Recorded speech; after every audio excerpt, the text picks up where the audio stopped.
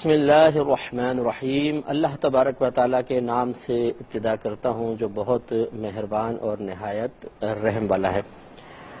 جیسے کہ آپ کو معلوم ہے کہ ہمارا یہ پروگرام بخاری شریف کے جتنی بھی احادیث ہیں الحمدللہ ان کے درس پر مشتمل ہے، اور اس پروگرام میں ہم امام بخاری رحمۃ اللہ علیہ کی جمع کردہ احادیث کو آپ کے سامنے ذکر کر کے جو مختلف موضوعات پر مشتمل ہیں، پھر انشاءاللہ اس کا ترجمہ اور اس سے حاصل ہونے والے عظیم لطائف اور نکات پر گفتگو کریں گے، اور ہم دیکھیں گے کہ ہمارے نبی کریم صلی اللہ علیہ وسلم کی بیان کردہ ان احادیث کریمہ میں کس قدر ہمارے لیے فیوز و برکات پوشیدہ رکھے گئے ہیں۔ لیکن اس سے پہلے کہ ہم احادیث کریمہ کی طرف آئیں، ہمارے پچھلے پروگرام میں بھی میں نے امام بخاری رحمۃ اللہ علیہ کی سوانح حیات پر کچھ کلام کرنا مناسب سمجھا تھا اور کچھ باتیں عرض کر دی تھی۔ آج انشاءاللہ اس سے آگے کنٹینیو رکھیں گے، پھر انشاءاللہ بخاری شریف کے بارے میں کچھ باتیں ہوں گی، اور پھر ہم نبی کریم صلی اللہ علیہ وسلم کی جانب سے عطا کردہ اس علمی وراثت کی طرف آئیں گے جس کے صحیح حقدار یقیناً علماء اسلام ہیں، اور ان کے ذریعے ہمارے مسلمان ہیں کہ وہ اس علمی وراثت کو حاصل کرنے کے بعد اس سے کما حقہ فیضیاب ہو سکتے ہیں۔ چنانچہ یہ واقعہ الخطیب بغدادی رحمۃ اللہ علیہ نے تاریخ بغداد میں نقل کیا ہے کہ امام بخاری رحمۃ اللہ علیہ ایک مرتبہ یہ خود اپنے بارے میں بیان کرتے ہیں کہ بچپن میں 10 سال کی عمر آپ نے پہلے مکتب میں گزاری، یعنی ابتدائی جو اسلامی تعلیمات ہیں وہ حاصل کی، اور اس کے بعد آپ ایک استاد تھے بہت بڑے حدیث کے جو داخلی کے نام سے معروف تھے، ان کے مدرسے کو آپ نے جوائن کیا۔ تو خود یہ اپنا واقعہ بیان کرتے ہیں کہ ایک دن جب وہ لوگوں کو حدیث پڑھا رہے تھے تو انہوں نے ایک حدیث کی سند بیان کی۔ سند کی وضاحت میں پچھلے پروگرام میں عرض کر چکا ہوں، اور اس طرح انہوں نے بیان کی کہ سفیان نے ابو زبیر سے اور انہوں نے ابراہیم سے سنا۔ جب یوں بات بولی تو میں نے کہا کہ حضرت تحقیق تو یہ ہے کہ ابراہیم نے ابو زبیر سے کوئی حدیث روایت نہیں کی ہے۔ تو وہ بزرگ اب ایک شیخ ہوں، بڑے محدث ہوں، جب اس طرح ان کے بارے میں کہا جائے جی آپ یہ کہہ رہے ہیں کہ فلاں نے فلاں سے سنی لیکن ایسا تو ہے ہی نہیں، تو انہیں تھوڑا سا جلال آ گیا، انہوں نے ڈانٹ دیا۔ امام بخاری رحمۃ اللہ علیہ فرماتے ہیں کہ میں نے ان سے کہا کہ آپ ایسا کیجئے کہ جو آپ کے پاس علمی ذخیرہ ہے حدیثوں کا، آپ جا کے اس کو ذرا دیکھ لیجئے، اگر واقعی جیسا میں عرض کر رہا ہوں ویسے ہی ہو تو تصحیح ہو جائے گی۔ اب وہ بھی بڑے بزرگ تھے، دیکھیں بڑوں کی باتیں بھی بڑی ہیں، اگر وہ اپنی انانیت پر جم جاتے اور ضد کرتے کہ نہیں جو ہم کہہ رہے ہیں بس صحیح ہے، تو یقیناً پھر وہ غلط بات شاگردوں تک پہنچتی اور پھر غلط آگے روایات چلتی رہتی۔ تو وہ حضرت کہتے ہیں، حضرت امام بخاری فرماتے ہیں کہ وہ گھر میں تشریف لے گئے اور اصل کا مطالعہ کیا، پھر واپس آئے اور مجھ سے کہا کہ لڑکے بتاؤ ذرا وہ سند کس طرح ہے۔ تو میں نے کہا کہ وہ یوں ہے اصل میں کہ زبیر نے عدی سے اور انہوں نے ابراہیم سے سنا۔ انہوں نے مجھ سے قلم لے کر اپنی کتاب میں اسی طرح لکھ دیا، پھر کہا کہ بیٹا تم نے بالکل سچ کہا ہے۔ امام بخاری رحمۃ اللہ علیہ کے بعد ساتھیوں نے ان سے پوچھا کہ جب آپ نے استاد داخلی کی اصلاح کی تھی اس وقت آپ کی عمر کتنی تھی؟ آپ نے فرمایا کہ 11 سال۔ تو ذرا تھوڑا سا غور و تفکر کیجئے کہ ویسے تو ہمارا موضوع انشاءاللہ احادیث ہیں، لیکن ان احادیث کو جمع کرنے والے کی ذہانت و فطانت اور اس کی خود اعتمادی ملاحظہ فرمائیں کہ 11 سال کی عمر کا بچہ، ہمارے ہاں 11 سال کی عمر کا بچہ گلی میں کرکٹ کھیلتا ہوا نظر آتا ہے، اور اس سے اگر دین کے بارے میں معلوم کیا جائے تو اس کو بنیادی چیزیں بھی معلوم نہیں ہوتی۔ تو اس سے آپ اندازہ کریں کہ جب اللہ تبارک و تعالیٰ کسی شخصیت سے بڑا کام لینا چاہتا ہے تو بچپن سے ہی اس کے اندر وہ اوصاف پیدا کر دیتا ہے، وہ نشانیاں رکھ دیتا ہے جن کو دیکھنے کے بعد لوگ بآسانی پہچان سکتے ہیں کہ آگے چل کر یہ ایک ننھا سا جو مطلب ایک ذرہ نظر آ رہا ہے بظاہر چمکتا ہوا ذرہ، وہ کتنا بڑا سورج بن جائے گا۔ تو اسی طریقے سے ہمیں بھی غور و تفکر کرنا چاہیے، اپنے بچوں پر خاص طور پہ نگاہ رکھنی چاہیے۔ بعض بچے ایسے ہوتے ہیں جو بچپن سے بہت ذہین ہوتے ہیں، فطین ہوتے ہیں، اور ان میں آگے چل کر بہت کچھ کرنے کی صلاحیت ہوتی ہے، اور اس صلاحیت کو ہم بآسانی ایک کامل اور گہری توجہ کے ساتھ سمجھ سکتے ہیں۔ ایسے بچوں پر اگر خصوصی طور پہ توجہ کی جائے، گھر میں بھی، اسکول وغیرہ میں بھی، اور دیگر بڑے اس پہ توجہ کرتے رہیں، تو ایسے بچے بہت زیادہ ترقی کرتے ہیں اور اس معاشرے کا بہترین حصہ بن کر ملک و قوم کی ترقی کے لیے بہت بڑا فریضہ سر انجام دے سکتے ہیں۔ پھر اسے بھی معلوم ہوا کہ دیکھیے اس سے ہمارے ٹیچرز حضرات بھی اساتذہ بھی سبق حاصل کریں کہ اگر بعض اوقات ایسا ہوتا ہے کہ کسی کی توجہ نہیں رہتی ہے. اب اس کا مطلب یہ نہیں تھا کہ استاد داخلی صاحب رحمۃ اللہ علیہ جو تھے وہ اپنے علم میں کمزور تھے. یہ ہوتا ہے بسا اوقات کہیں سے ایک بات سنی اور اس کے فہم پر اس کے علم پر اعتماد کر کے اس بات کو بعینی آگے بیان کر دیا, تحقیق نہیں کی. لیکن پھر سامنے کوئی ایسا محقق آ جاتا ہے کہ جو اس بات میں موجود کسی سقم و کمزوری کی طرف اشارہ کر دیتا ہے کہ نہیں یہ کمزور ہے, تو پھر ہم توجہ کرتے ہیں اس کی اصل کی طرف اور حقیقت پر غور و تفکر کرنے کی کوشش کرتے ہیں. پھر پتہ چلتا ہے کہ ہم نے فلاں پر اعتماد کر کے چیز کو بیان کر دیا, لیکن واقعی اس میں تو یہ غلطی تھی. تو یہ انسان چونکہ بشر ہے اور بشریت قصور اور کمی اور کوتاہی سے بچ جائے یہ نہیں ہو سکتا, کچھ نہ کچھ ہوتا ہی ہے. تو اس میں کوئی معذاللہ استاد کے لیے بے عزتی کی بات بھی نہیں تھی, نہ استاد کے علم پر ہمیں شک و شبہ کرنا چاہیے. ہاں یہ ضرور ہے کہ ان کی عظمت کو ہم دیکھیں, پرکھیں اور ان کی عظمت کا اعتراف کریں کہ اپنے شاگرد سے, دیگر لوگ بھی تو بیٹھے ہوں گے نا, اپنے شاگرد سے ایک بات پوچھ کر اگر اس نے تصحیح کی ہے تو پھر اس کی اصلاح کر لینا اور پھر اسے لوگوں کے سامنے بیان کرنا, یہ بہت بڑی بات ہے. اگر آپ غور و تفکر کریں تو واقعی یہ نفس پر ایک بڑا گراں عمل تھا جو حضرت داخلی صاحب رحمۃ اللہ علیہ نے کیا, اس کو برداشت کیا. تو ہمارے آج کے جو ٹیچرز وغیرہ ہیں وہ بھی غور کریں کہ کیا وہ اس طرح کسی اسٹوڈنٹ کی کوئی بیجا مداخلت, جس کو مطلب ہم بیجا کہتے ہیں ورنہ وہ بجا مداخلت ہوتی ہے کہ غلط بات کو روایت کرنے سے بہتر ہے کہ اس کی اصلاح کی جائے, ہم اسے برداشت کرتے ہیں کہ نہیں کرتے. ہم غور کریں تو معلوم ہوگا کہ ہمارا ظرف تھوڑا سا کم ہے. اور پھر حیرت انگیز بات دیکھیے, 11 سال کی عمر میں اصلاح کرنا یہ کوئی معمولی بات تو نہیں ہے. تو اللہ تبارک و تعالی ہمیں بھی اور ہمارے بچوں کو بھی ایسا بنائے کہ وہ بچپن سے ہی بہت ہی ذہین و فطین ہوں اور اللہ تعالیٰ کے دین کی خاطر خود اعتمادی کے ساتھ کام کرتے رہیں اور اللہ تعالیٰ ان سے بہت بڑا کام لے لے. آگے یہ روایت کرتے ہیں کہ امام بخاری رحمۃ اللہ علیہ نے جب فرمایا کہ میں 11 سال کا تھا, پھر اپنے خود بیان کرتے ہیں کہ جب میں 16 سال کا ہوا تو میں نے ابن المبارک اور الوقیع کی کتابوں کو حفظ کر لیا تھا. بڑی بڑی کتابیں تھیں یہ, اور ان کے کلام کی معرفت حاصل کر لی تھی. پھر میں اپنی والدہ اور اپنے بھائی احمد کے ساتھ مکۃ المکرمہ روانہ ہوا. جب میں نے حج کر لیا تو میرے بھائی میری والدہ کے ساتھ واپس آ گئے اور میں حدیث کی طلب میں وہیں رہ گیا. اور جب میں 18 سال کا ہوا تو میں نے فضائل صحابہ و تابعین اور ان کے اقوال کے متعلق ایک کتاب تصنیف کرنے لگا. یہ عبید اللہ بن موسیٰ کی حکومت کے ایام تھے اور میں چاندنی راتوں میں رسول کریم صلی اللہ علیہ وسلم کے روضے کے پاس بیٹھ کر لکھا کرتا تھا, اور وہاں میں نے ایک کتاب التاریخ لکھی. اور میں نے تاریخ میں جس کا نام بھی لکھا ہے, یعنی اس کتاب میں, مجھے اس کا کوئی نہ کوئی قصہ ضرور معلوم ہے, مگر میں کتاب کو کے طول دینے کو ناپسند کرتا ہوں. تو یہ امام بخاری نے 18 سال کی عمر میں بہترین کتاب تصنیف کی اور بڑی مستند کتاب ہے اور بہت ہی بہترین کتاب آپ نے درج فرمائی. اس میں تھوڑی سی توجہ کیجئے کہ ابھی آپ جب وہاں تشریف لے گئے ہیں تو 16 سال کی عمر ہے اور 16 سال کی عمر میں حج کیا, والدہ بھائی ساتھ ہیں, والدہ بھائی لوٹ گئے, آپ وہیں پر ٹھہر گئے. 16 سال کی عمر کتنی چھوٹی سی عمر ہوتی ہے. ایسی چھوٹی سی عمر میں ایک دوسرے شہر میں اکیلا رہ جانا علم کی خاطر کتنی بڑی بات ہے. ہمارے ہاں دین سیکھنے کے لیے ہم لوگ اپنی مسجدوں تک قریب نہیں جاتے ہیں, مدارس تک نہیں جاتے ہیں, علماء تک جانا پسند نہیں کرتے ہیں.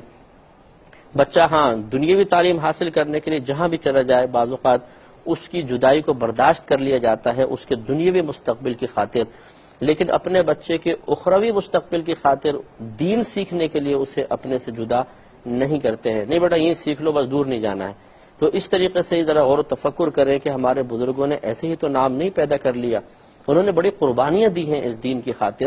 جب وہ دین سے فیض حاصل کرتے رہے, جب وہ دین کی برکت سے بروز قیامت عزت حاصل کریں گے, تو صحیح بات ہے کہ پھر انہوں نے دین کی خدمت کا بھی حق ادا کرنے کی کوشش کی ہے. تو 16 سال کی عمر میں اپنے ماں سے اپنے بھائی سے جدا ہو کر رک جانا اور پھر ان کا واپس چلے جانا, آپ خود سوچیں صرف یہ جدائی کے لمحے پہ اگر آپ غور و تفکر کریں تو کس قدر نفس پہ گرا ہوگا. لیکن امام بخاری رحمۃ اللہ علیہ نے اس کو برداشت فرمایا, اپنے نفس کی خواہشات کو روکا اور اللہ تعالیٰ کی رضا کے لیے وہاں پر رک کر آپ نے اکتساب علم کیا. اس سے بھی ذرا درس حاصل کرنا چاہیے. ہوتا یہی ہے کہ ہم عموماً صرف واقعات سنتے ہیں, اپنے اکابرین کے سوانح حیات سنتے ہیں اور ماشاءاللہ سبحان اللہ کہہ کر بس اپنے کاموں میں لگ جاتے ہیں۔ ہونا یہی چاہیے کہ ہم ایک ایک چیز سے درس حاصل کریں اور ان کی زندگی کے ایک ایک پہلو کو سامنے رکھ کر اسے آئینے کی حیثیت سے دیکھیں اور اپنا عکس اس میں دیکھنے کی کوشش کریں کہ ہمارا عکس کس انداز سے نظر آتا ہے۔ کیا واقعی ہم نے بھی اس طرح کی قربانیاں دی ہیں؟ دین خالی انہی کو تو نہیں تھا، دین ہمارا بھی ہے۔ دین سے صرف وہ تو فیضیاب نہیں ہوئے، ہم بھی فیضیاب ہوتے ہیں۔ دین کی برکت سے میدان محشر میں صرف وہی تو فائدہ حاصل نہیں کریں گے، ہم بھی تو کریں گے۔ اسی دین کی برکت سے انہیں اگر جنت ملے گی تو یہی دین ہمارے لیے بھی دخول جنت کا سبب بنے گا۔ لیکن ان کی خدمت دین میں اور ہماری دین سے رغبت، دین کی طرف رغبت میں زمین آسمان کا فرق ہے۔ ہم نے کتنی دین کی خدمت کی، ہم دین کے لیے کتنی نفسانی خواہشات کی قربانیاں دے رہے ہیں، ہم نے دین کے لیے کتنا وقت نکالا، ہم نے دین کے لیے اپنے ماں باپ، بہن بھائی، بیوی بچوں کے لیے کتنی وقتی جدائی کی تکلیف کو برداشت کیا۔ اگر ہم اپنا محاسبہ کریں تو دین ایک ایسا مظلوم چیز نظر آئے گی کہ پوری دنیا کے لیے، دنیا والوں کے لیے ہم وقت نکالنے کے لیے تیار اور قربانیاں دینے کے لیے تیار ہوتے ہیں، لیکن بسا اوقات اپنے دین اسلام کے لیے نہیں ہوتے۔ حالانکہ دین اسلام کی امپورٹنس اتنی زیادہ ہے، ماں جنت نہیں دلوائے گی، باپ نہیں دلوا سکتا، بھائی بہن دوست احباب نہیں، اگر کوئی مسلمان نہیں ہے تو۔ لیکن دین اسلام وہ ہے کہ جو ہمارے لیے دخول جنت کے سلسلے میں ایک شرط ہے، اگر اس مسلمان نہیں ہے تو جنت میں جا ہی نہیں سکتا ہے۔ تو اتنی اہم چیز جو ہمارے لیے ایک عظیم مقام پر دخول کا سبب عظیم بنتی ہے، ہم اس پر توجہ نہیں کرتے ہیں۔ تو امام بخاری رحمۃ اللہ علیہ کی قربانیاں دیکھیں اور سوچیں، ہم غور و تفکر جب تک نہیں کریں گے ہمیں اپنے بزرگوں کی قربانیوں کی قدر اور اس کا احساس کبھی بھی نہیں ہو سکتا۔ تو صحیح احساس و شعور کی بیداری کے لیے اپنے بزرگان دین کے کارناموں کو محاسبانہ نظر سے دیکھنا اور پھر اپنا محاسبہ خصوصی طور پہ کرنا، یہ بہت ہی ضروری ہے، جیسے کہ امام بخاری رحمۃ اللہ علیہ کا آپ نے معاملہ ملاحظہ فرمایا۔ امام بخاری رحمۃ اللہ علیہ جہاں علم حاصل کرتے رہے وہاں بڑی عبادت اور ریاضت بھی کرتے تھے۔ پہلے میں اس کے عبادت اور ریاضت کے بارے میں چند باتیں عرض کرتا ہوں اور پھر میں اس پہ تھوڑا سا کلام ضرور عرض کرنا چاہوں گا۔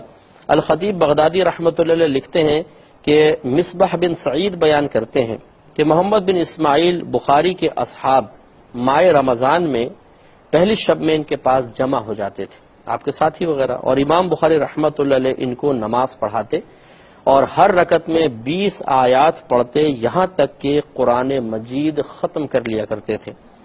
اور اسی طرح سحری میں نصف سے لے کر تہائی قرآن پڑھتے اور 3 راتوں میں سحری تک قرآن مجید ختم کر لیا کرتے تھے، اور ہر روز دن میں افطار کے وقت ایک قرآن مجید ختم کیا کرتے تھے، اور آپ کہتے تھے کہ ہر ختم قرآن کے وقت ایک دعا مقبول ہوتی ہے، یعنی اس کے بعد پھر آپ دعا فرماتے تھے۔ تو کتنی کثرت سے آپ رمضان میں قرآن عظیم پڑھا کرتے تھے۔ حضرت ابو سعید بکر بن منیر بیان کرتے ہیں کہ امام بخاری رحمۃ اللہ علیہ ایک دن نماز پڑھ رہے تھے کہ ایک بھیڑ نے، جو یہ کالی سی اڑتی ہے، بڑا تیز پر چلاتی ہے اور خوف ہوتا ہے کان میں گھس جائے گی، اس کو بعض لوگ زنبور بھی کہتے ہیں، زنبور ویسے اس کو کہتے ہیں، بھیڑ بھی ہمارے اردو زبان میں کہتے ہیں۔ اس نے آپ کو 17 بار ڈنگ مارا۔ جب آپ نماز پڑھ چکے تو فرمایا دیکھنا ذرا نماز میں کیا چیز مجھے ایذا پہنچا رہی تھی۔ لوگوں نے دیکھا کہ زنبور کے کاٹنے سے آپ کے بدن میں 17 جگہ سوجن ہو گئی تھی، لیکن آپ نے نماز قطع نہیں کی۔ حاضرین میں سے کسی نے کہا کہ حضرت جب یہ آپ کو پہلی بار اس بھیڑ نے ڈنگ مارا تھا تو آپ نے نماز توڑ کیوں نہیں دی؟ آپ نے شاید فرمایا کہ میں نے سوچا کہ جس صورت کی میں تلاوت کر رہا ہوں پہلے میں اس کو تو مکمل کر لوں، یعنی اللہ تبارک و تعالیٰ کے ادب کی وجہ سے میں نے مناسب نہ سمجھا کہ میں قرات کو منقطع کر کے نماز کو توڑ کر باہر نکل کر اپنی اس تکلیف کو دور کروں۔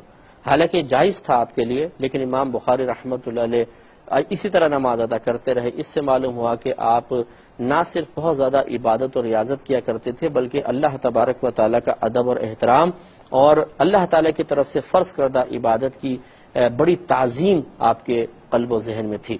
تو اس سے ذرا غور و تفکر کریں کہ ہم امام بخاری رحمۃ اللہ علیہ عالم بھی ہیں، حدیث کے زبردست عالم، اور آپ ایک آپ میں وصف اجتہاد بھی موجود نظر آتا ہے کہ آپ نے بہت ساری حدیثوں سے اجتہاد کیا ہے احکام کا استنباط کیا ہے. جیسے کہ انشاءاللہ جب ہم احادیث کریمہ عرض کریں گے تو امام بخاری رحمۃ اللہ علیہ حدیث سے جو کچھ مسئلہ اخذ کرتے ہیں بعض اوقات اسی کو بطور عنوان شروع میں ذکر کر دیتے ہیں، باب قائم کرتے ہیں کہ اس حدیث کا باب، یہ اس حدیث کا عنوان یہ ہے، پھر اس کے تحت حدیث لے کر آتے ہیں. معلوم ہوا کہ آپ ایک بہت بڑے عالم بھی تھے، لیکن اس کے ساتھ ساتھ ایک بہت بڑے مجاہد بھی تھے، مجاہدہ فرمانے والے تھے. آپ ریاضت کرتے تھے، عبادات کرتے تھے، کثرت سے عبادات کرتے تھے، اور اللہ تعالیٰ کی فرض اور واجب کردہ عبادات میں، نفلی کاموں میں اپنے آپ کو مشغول رکھا کرتے تھے. تو اس سے ذرا تھوڑا سا غور و تفکر کریں کہ ہمارے ہاں دو طرح کے طبقے ہیں جو متشدد ہیں، اور ایک طبقہ ایسا ہے کہ جو بالکل حق پر اور صحیح ہے. متشدد طبقوں میں ایک طبقہ تو ایسا ہے کہ جو یہ کہتا ہے کہ صرف عبادت اور ریاضت ہی سب کچھ ہے، علم کو چھوڑ دیا جائے، بلکہ وہ علماء کی اور علم کی تضحیق کرتے ہیں، اور معاذ اللہ ثم معاذ اللہ علم کو یا علماء کو اللہ تبارک و تعالیٰ کی راہ میں، مقبولیت کی راہ میں رکاوٹ قرار دیتے ہیں. وہ کہتے ہیں یہ علماء ظاہر کیا جانے، یہ علم تو پڑھ کے جی انسان دنیا کی طرف مائل ہوتا ہے، ہمارے پاس کچھ اور چیز ہے، روحانی چیزیں ہیں، اور وہ اپنے متبعین کو علم سے اور علماء سے روکنے کی بھرپور کوشش کرتے ہیں. دوسرا ایک متشدد طبقہ ایسا ہے کہ جو صرف علم ظاہر پر توجہ کرتا ہے، اور ہمارے صوفیاء عظام جو روحانی ترقیوں کے قائل رہے ہیں اور اللہ تبارک و تعالیٰ نے ان کو روحانی اور پوشیدہ نعمتوں سے نوازا تھا، اس کا یکسر انکار کر دیتے ہیں کہ نہیں یہ چیزیں ہے ہی نہیں، صرف بس علم ظاہر ہے. تو یہ بھی مناسب نہیں ہے، یہ بھی ایک متشدد گروہ ہے. لیکن ایک نارمل گروہ ہے کہ جو یہ کہتا ہے کہ علم ظاہر بھی انتہائی ضروری ہے، اور اس کے ساتھ ساتھ عبادات اور ریاضات بھی ہونی چاہیے، اور اس طرح انسان اللہ تعالیٰ کی بارگاہ میں روز بروز روحانی ترقیاں حاصل کرتا چلا جاتا ہے. تو اس لیے یہی راہ اعتدال ہمیں اختیار کرنی چاہیے. یہ جو بعض لوگوں نے تصور قائم کیا کہ جی روحانی ترقی کرنے والا عالم نہیں ہوتا ہے، اور عالم جو ہوگا وہ روحانی ترقی کی طرف مائل نہیں ہوگا، یہ غلط ہے.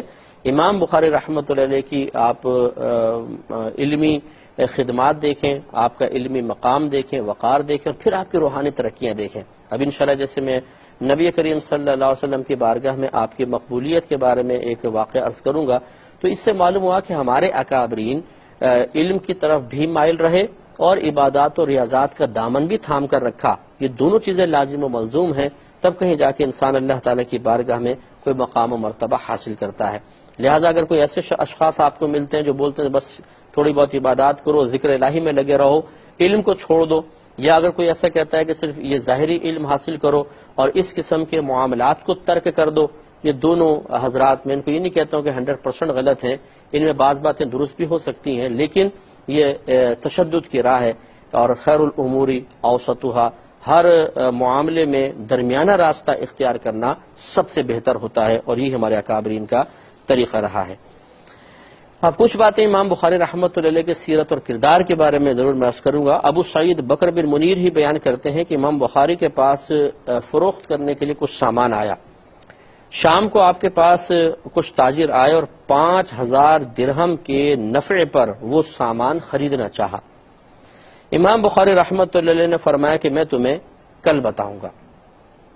دوسرے دن تاجروں کو دوسرا گروہ آیا، انہوں نے 5 کے بجائے 10,000 درہم نفع کی پیشکش کی.